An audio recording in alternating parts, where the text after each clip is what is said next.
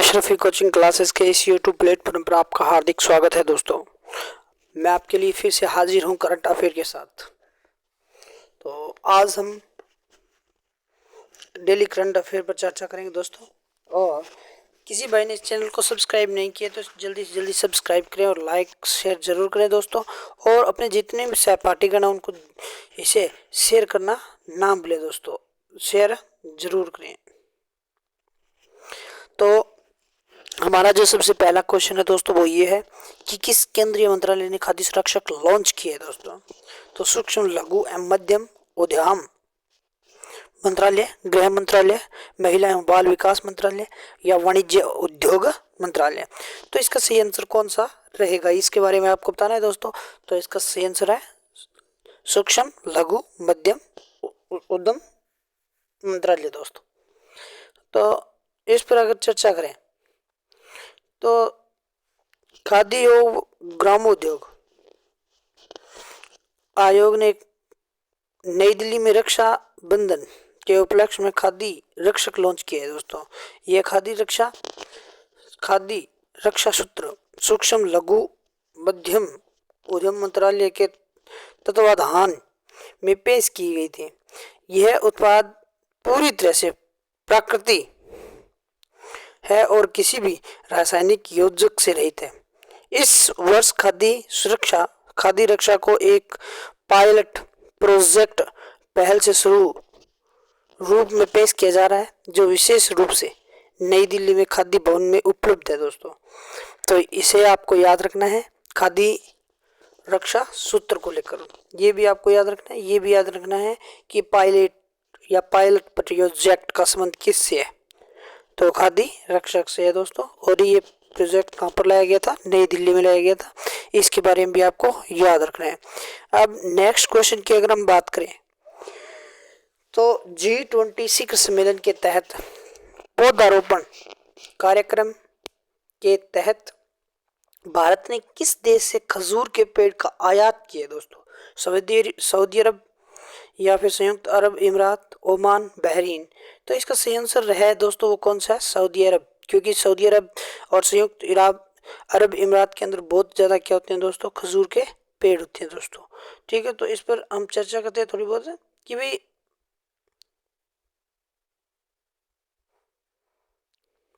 देखो, भारत G20 शिखर सम्मेलन की मेजबानी करने के लिए तैयार है दोस्तों। जो G20 हुआ था वो भारत में ही हुआ है अभी। ठीक है, तो इसी साल आयोजित के हिस्से के रूप में आने वाले नेता 17 विभिन्न देशों के देसी पेड़ों के पौधे लगाएंगे।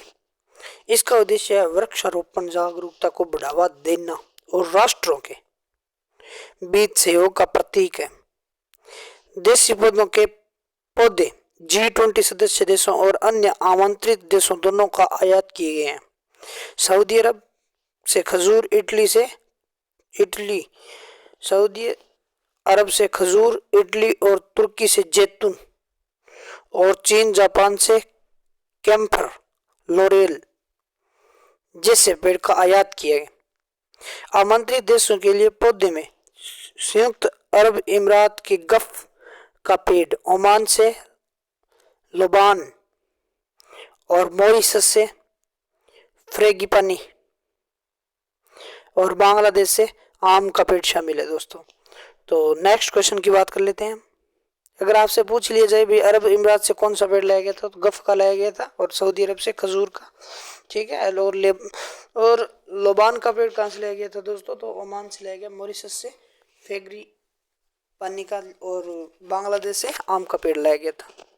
ठीक है, तो नेक्स्ट क्वेश्चन की अगर बात करें हम दोस्तों तो वो हमारा क्या है कि किस संस्था ने उभरती प्रौद्योगिकियों के युग में डिजिटल समावेश पर परामर्श पत्र जारी किया। तो नीति आयोग, ट्राई या फिर नेस्कॉन या RBI।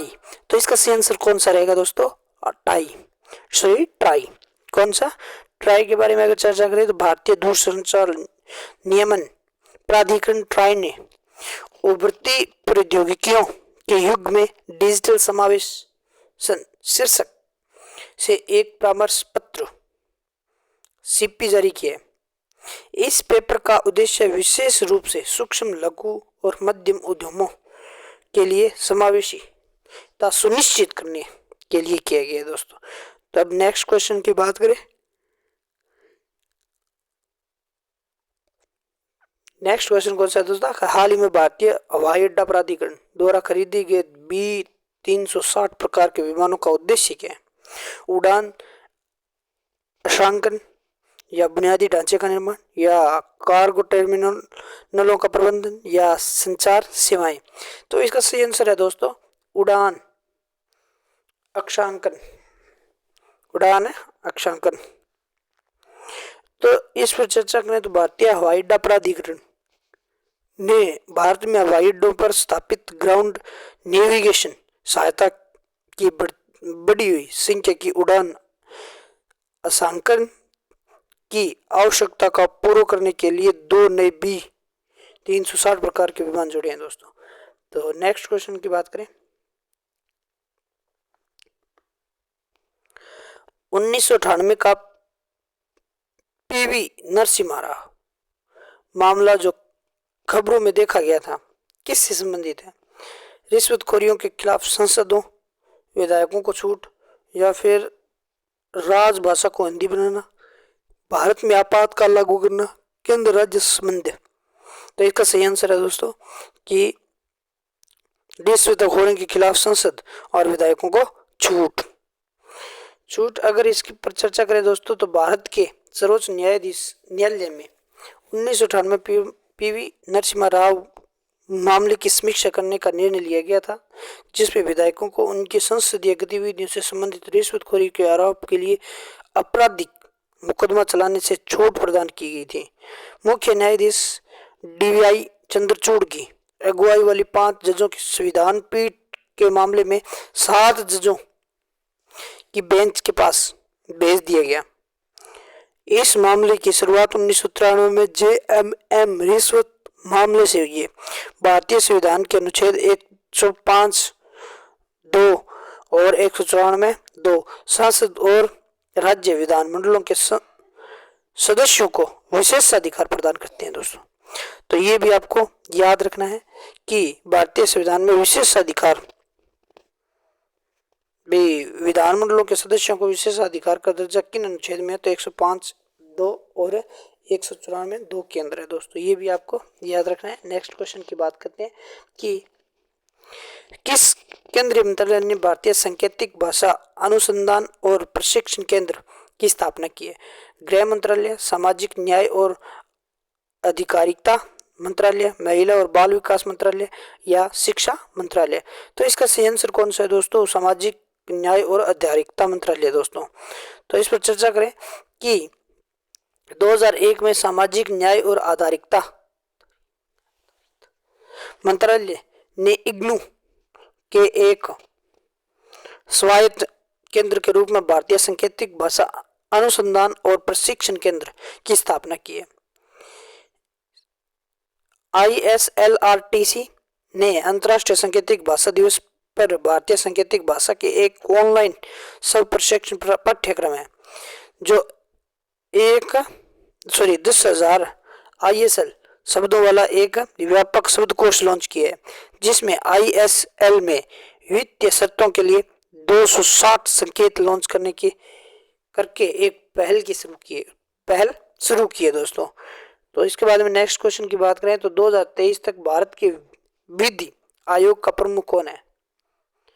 न्यायमूर्ति ऋतुराजन अवस्थी, या न्यायमूर्ति KT शंकरन, प्रोफेसर आनंद पालीवाल, प्रोफेसर DB वर्मा। तो इसका सही आंसर है दोस्तों ऋतुराज अवस्थी। नेक्स्ट क्वेश्चन की अगर बात करें इस पर चर्चा करें कि भारत के विधि आयोग के इलेक्ट्रॉनिक प्रथम सूचना रिपोर्ट के पंजीकरण को सक्षम करने के लिए समर्थ व्यक्त किया गया है। कर्नाटक उच्च न्यायालय के पूर्व न्यायाधीश ऋतुराजन अवस्थी की अध्यक्षता वाले आयोग ने अपनी 292वीं रिपोर्ट में इनकी सिफारिश की है दोस्तों। तो ये भी आपको याद रखना है। अब नेक्स्ट क्वेश्चन की बात कर लेते हैं कि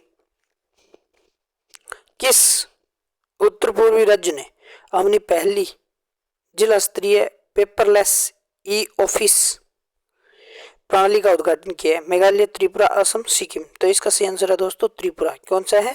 त्रिपुरा। अब इस पर चर्चा कर लेते हैं कि हाल ही में त्रिपुरा के मुख्यमंत्री वाणिक शाह दक्षिणी त्रिपुरा में पहले जिलों स्तरीय पेपरलेस ई ऑफिस प्रणाली का उद्घाटन किया है। यह ई ऑफिस प्रणाली विभिन्न लाभों के साथ आती है दोस्तों। तो नेक्स्ट क्वेश्चन की बात कर लेते हैं। किसी व्यक्ति को अदालत द्वारा सुनाई गई या दोष सिद्धि के बिना हिरासत में लेने के राज्य के कृत्य का नाम क्या नाम है? तो दंडात्मक हिरासत या फिर निवारक हिरासत, उद्देश्यपूर्ण हिरासत, प्राथमिकता हिरासत। तो इसका सही आंसर कौन सा है दोस्तों? निवारक हिरासत। निवारक विरोध का तात्पर्य किसी व्यक्ति को अदालत द्वारा परीक्षण या दोष सिद्धि के बिना हिरासत में लाने के राज्य के कार्य से है दोस्तों। अब नेक्स्ट क्वेश्चन की बात करें दोस्तों कि भारत ने सेमीकंडक्टर आपूर्ति श्रृंखला साझेदारी पर किस देश के साथ सहयोग किया है? तो ऑस्ट्रेलिया, स्वीडन, जापान, इजराइल। तो इसका सही आंसर कौन सा है दोस्तों? जापान के साथ किया है। किस देश के साथ किया? जापान के साथ। केंद्रीय मंत्रिमंडल ने जापान भारत सेमीकंडक्टर आपूर्ति श्रृंखला साझेदारी पर भारत और जापान के बीच में सहयोग ज्ञापन को मंजूरी दे दी गई है दोस्तों। तो आज के लिए बस इतना ही। अगर किसी भाई ने इस चैनल को सब्सक्राइब नहीं किया तो चैनल को सब्सक्राइब करें और ज़्यादा से ज़्यादा